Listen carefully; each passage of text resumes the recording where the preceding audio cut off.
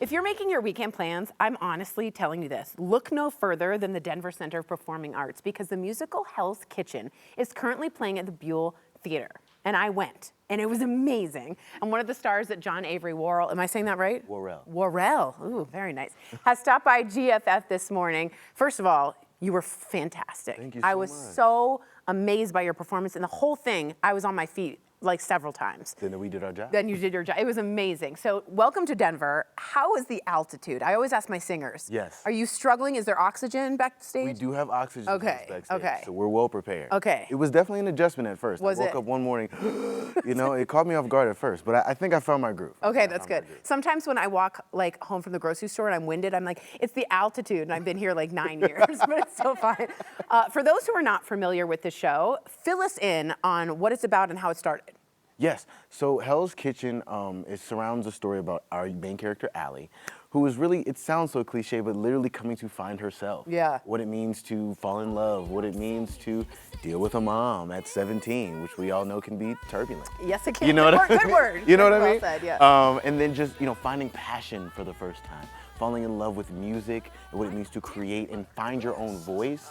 You know what I mean? And what it means to dream for the first time in a way that feels tangible and real. I think that's I would say the best summarization of it. Yeah, and the ambition for her to get out of where she is and to join that art world. Every single part of it was phenomenal, I have to say. I had the chance, as I said, to see the show. Your character, Nuck, one of my absolute favorites. You are a triple threat, and that is rare, okay? The dancing, the singing, but I was really taken, I thought you were the best actor on stage.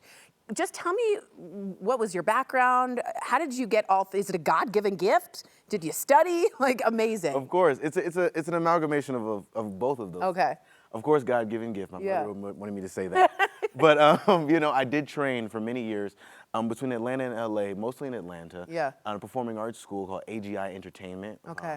Which is a triple threat program. You don't get to do one or two things. We do all the things. Wow. Because you never know which opportunity is going to be the one that helps you break through. So, you know, my manager and at the time one of my instructors, Natasha Garcia, really keyed in on us, making sure that we were fully prepared, fully ready, no matter what it was, singing, acting, dancing, anything. She made sure we were ready. You stood out for that. I mean, it was like, I loved everyone, but I was like, that guy knows every part of this. And I was like, he is the best actor out there.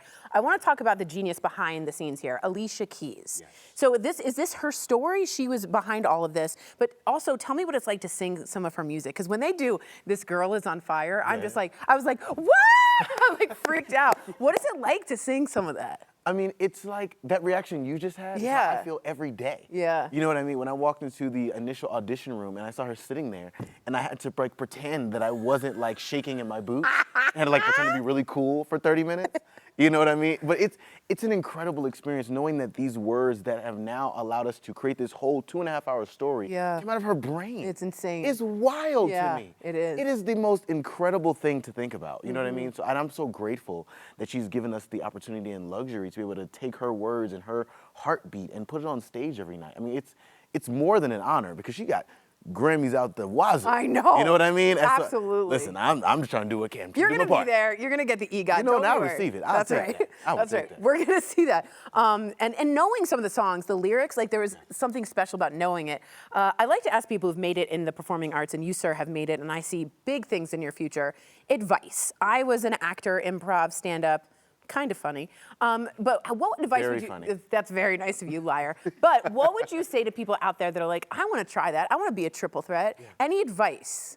Yeah. I would say 2 pieces of advice. Okay. One, if you're going to do it, make sure you're doing it because you like it. Yeah. Not because you want to be famous. Yeah, good call. Because that's not an inevitable outcome. Such a good call. You know what I mean? It's not an inevitable outcome. And when you really get into it in the nooks and crannies and the hard days, make sure that you don't associate your personal significance with your external responses. Wow. This industry is full of so much rejection and so many no's that sometimes have nothing to do with you.